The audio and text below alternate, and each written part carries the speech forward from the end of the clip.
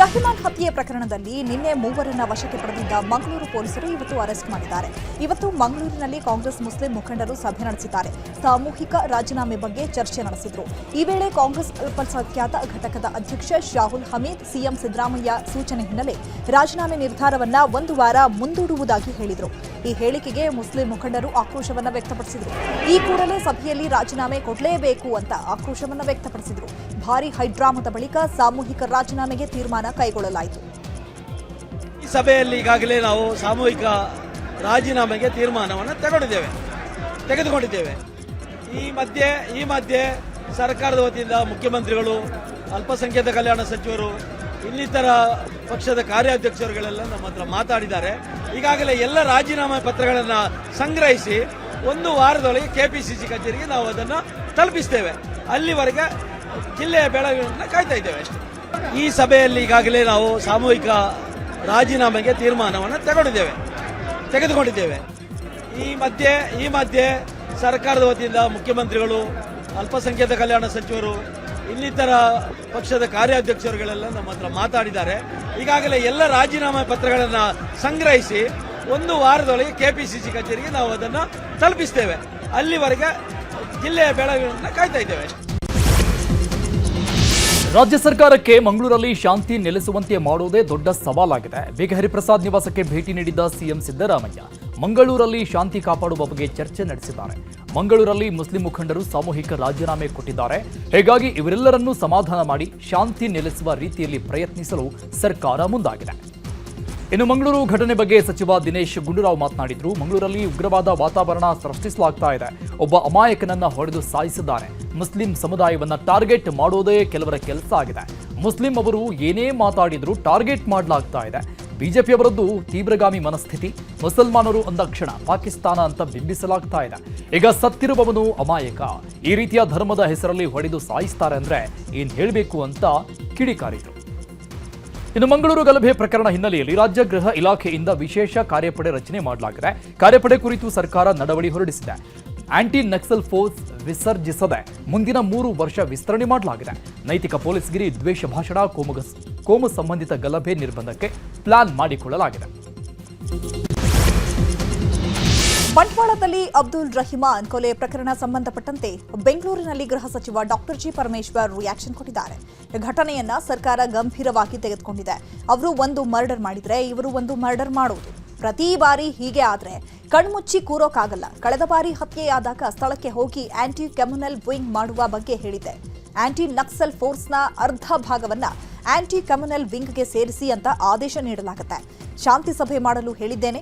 ದಕ್ಷಿಣ ಕನ್ನಡ ಜಿಲ್ಲೆ ವಿದ್ಯಾವಂತರು, ಒಳ್ಳೆಯ ಜನರೂ ಇರುವ ಜಿಲ್ಲೆ. ಜನಪ್ರತಿನಿಧಿಗಳು ಕೂಡ ಪ್ರಚೋದನೆ ಮಾಡಬಾರದು ಅಂತ ಹೇಳಿದ್ದಾರೆ.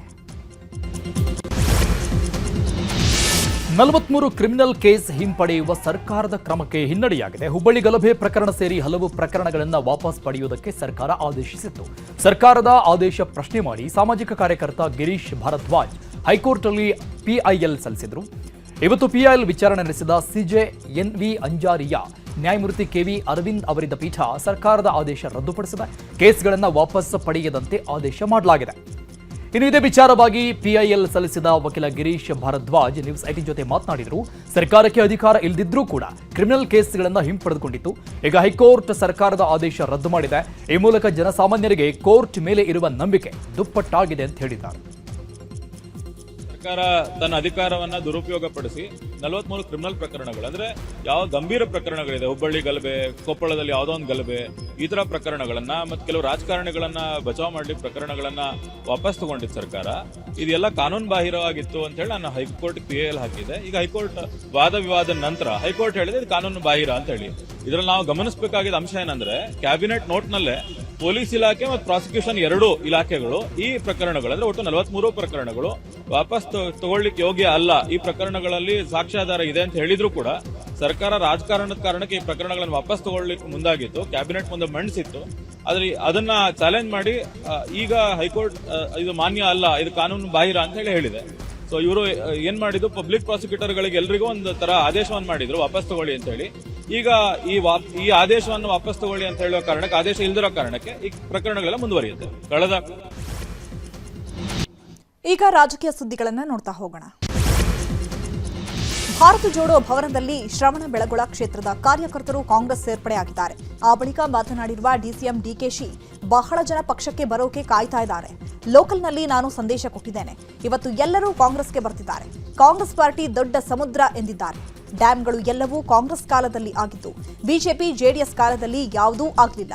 ಎತ್ತಿನ ಹೊಳೆ ಮಾಡ್ತಿರೋದು ಬಿಜೆಪಿ ಜೆಡಿಎಸ್ ಅಲ್ಲ, ಕುಮಾರಸ್ವಾಮಿ ದೇವೇಗೌಡರು ಇದ್ರೂ ಅವ್ರು ಏನ್ ಮಾಡಿದ್ರು ಗುರ್ತಿದ್ಯಾ ಅಂತ ಹೇಳಿದ್ದಾರೆ. ನನ್ನ ತಮ್ಮನ ಮೇಲೆ ಹಾಕ್ಬೇಕು ಅಂತ ದೊಡ್ಡ ತಂತ್ರ ಮಾಡಿದ್ರು. ಏನ್ ಮಾಡಿ ಕೊನೆಗೆ ಏನೆಲ್ಲ ಕಾಂಗ್ರೆಸ್ ಜನತಾದಳದ ರಾಷ್ಟ್ರೀಯ ಅಧ್ಯಕ್ಷರು ಅಳಿಯನ್ನ ತೆಗೆದುಕೊಂಡೋಗಿ ಬಿಜೆಪಿಯಿಂದ ನಿಲ್ಸಿದ್ರು. ಏನ್ ನಂಗ್ ತಂತ್ರ ಮಾಡಕ್ ಗೊತ್ತಿಲ್ವಾ?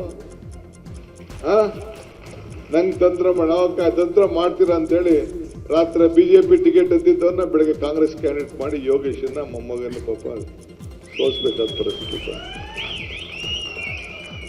ನಾವು ಕಲ್ತಿದೀವಲ್ಲ ತಂತ್ರ, ತಂತ್ರ.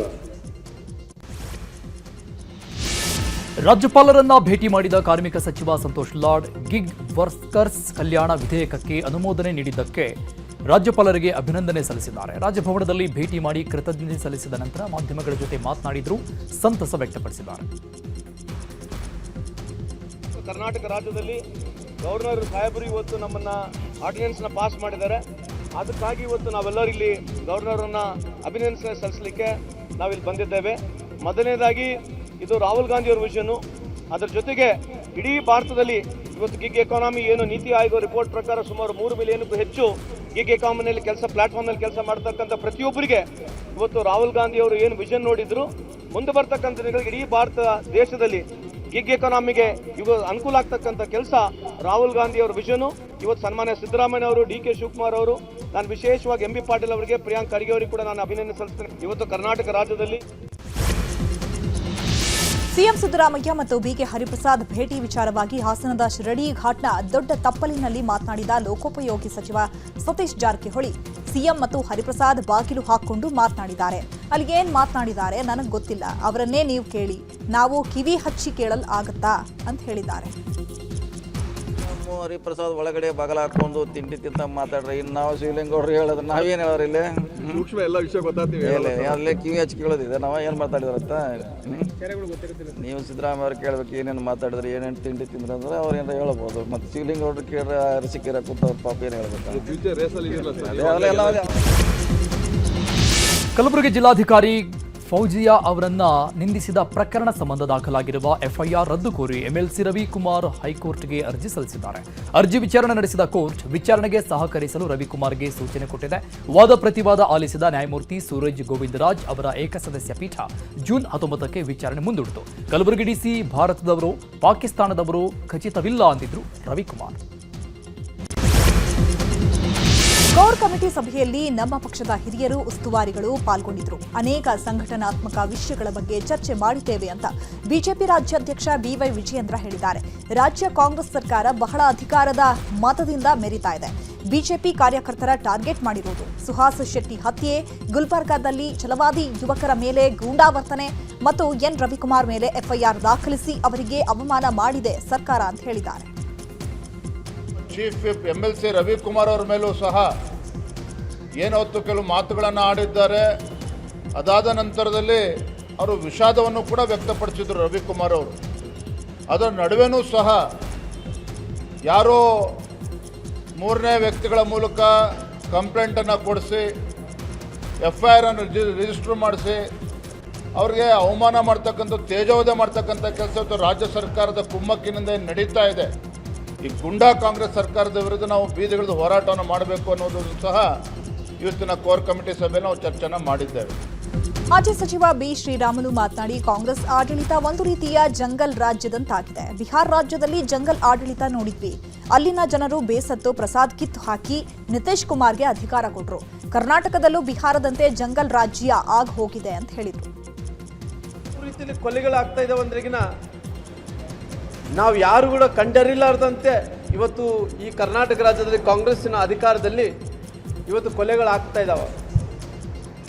ಬಹುಶಃ ಈ ಕೊಲೆಗಳೆಲ್ಲ ಆಗುವಂಥ ಟೈಮಲ್ಲಿ ನಮಗೆ ಎಲ್ಲೋ ಒಂದು ಕಡೆ ನೋಡಿದಂಥ ಟೈಮಲ್ಲಿ ಸ್ವಲ್ಪ ಅನಿಸುತ್ತೆ. ಯಾಕಂದರೆ ಇಲ್ಲಿ ಅಡ್ಮಿನಿಸ್ಟ್ರೇಷನ್ ಕೊಲ್ಯಾಪ್ಸ್ ಆಗಿದೆ, ಜೊತೆಲಿ ಕಾನೂನು ಸುವ್ಯವಸ್ಥೆ ಕೊಲ್ಯಾಪ್ಸ್ ಆಗಿದೆ.